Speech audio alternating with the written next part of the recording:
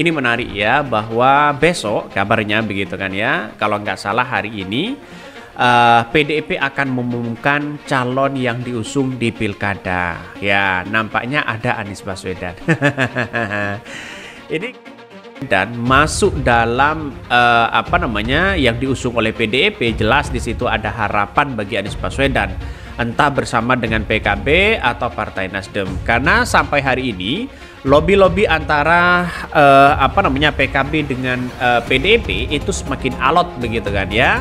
Nampaknya Partai Nasdem ya saya kira nggak ada masalah begitu kan. Tapi sejak pertemuan Pak Surya Paloh dengan Pak Jokowi ya, konstelasi politik yang ada di Pilkada DKI Jakarta itu berubah drastis. Ada apa begitu?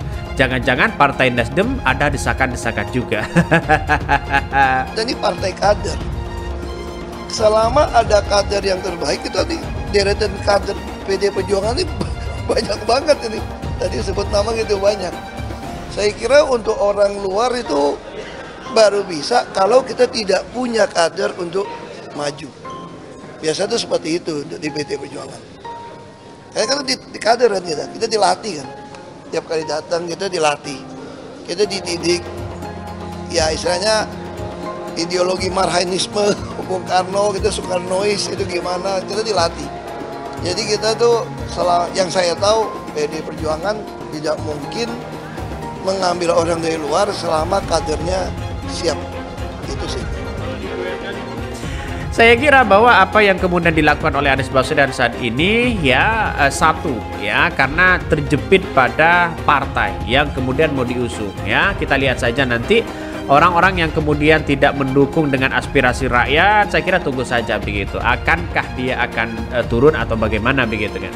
Tapi yang jelas kalau PDIP mengumumkan Anies Baswedan itu sebuah penghargaan yang sangat-sangat luar biasa di tengah-tengah isu bahwa Anies Baswedan tidak didukung oleh PKS, kabarnya begitu, oleh yang lain begitu kan ya. Saya kira iya tergantung dari kesepakatan nanti begitu. Akankah PKB dan PDIP mereka akan bersatu? Nampaknya sulit begitu kan, nampaknya sulit.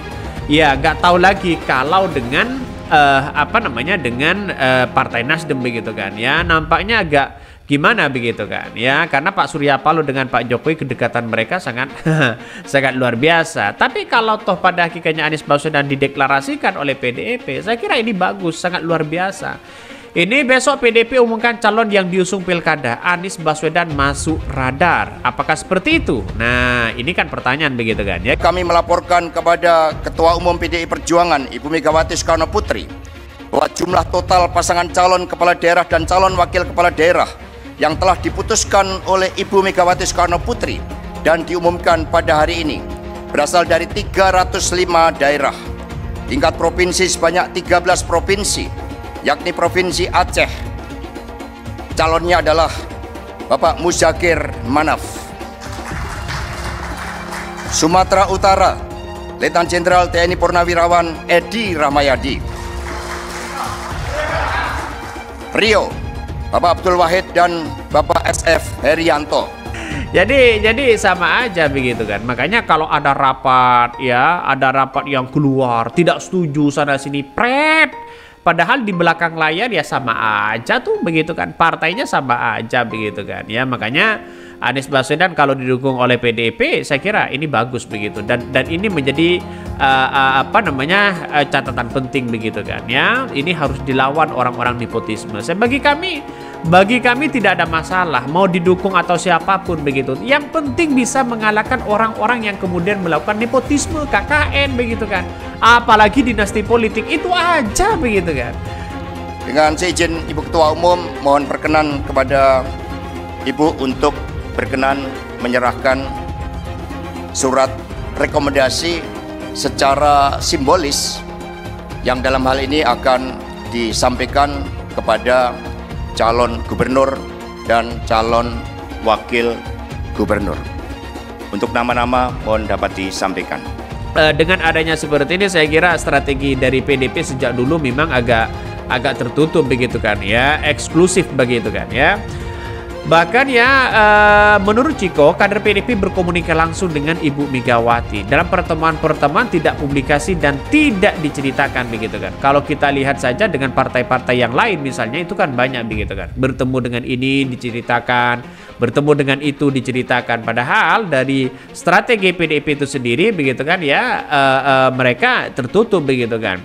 Maka kalau ini ada, maka saya kira PDIP dan PKB akan menjalin komunikasi untuk mengusung Anies Baswedan. Bisa saja itu terjadi begitu kan ya.